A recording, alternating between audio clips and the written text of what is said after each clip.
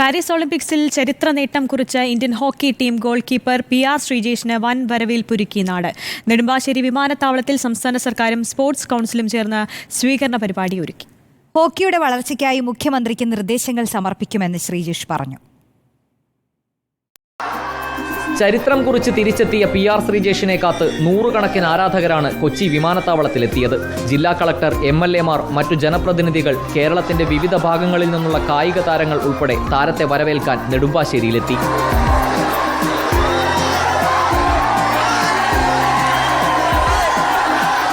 ജന്മനാടിന്റെ സ്നേഹത്തിന് ശ്രീജേഷിന്റെ നന്ദി. നന്നായി കളിച്ചു, അതും ഒളിമ്പിക്സ് പോലൊരു വേദിയിൽ ഒരു മെഡലുമായിട്ട് തിരിച്ചു വരുന്നു. ഇതുപോലെ ഊഷ്മളമായിട്ടുള്ള സ്വീകരണവും ഇതിൽ കൂടുതൽ ഒരു സ്പോർട്സ് താരം എന്ന നിലയിൽ ഒന്നും ആഗ്രഹിക്കാനില്ല. വളരെയധികം സന്തോഷമുണ്ട്, വളരെ സന്തോഷം. Thank you very much. Thank you.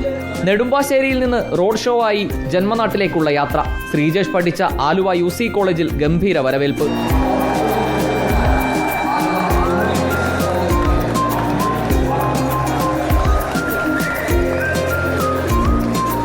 വഴിനീള സ്വീകരണങ്ങൾ ഏറ്റുവാങ്ങി വീട്ടിലേക്ക്.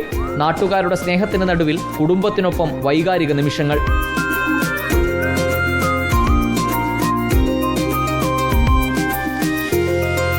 വിരമിക്കൽ മത്സരത്തിൽ ചരിത്ര നേട്ടം കുറിച്ച PR ശ്രീജേഷ് ഇനി പുതിയ ചുമതലകളിലേക്കാണ്. Reporter Ali Akbar Shah, in reporter, Kochi.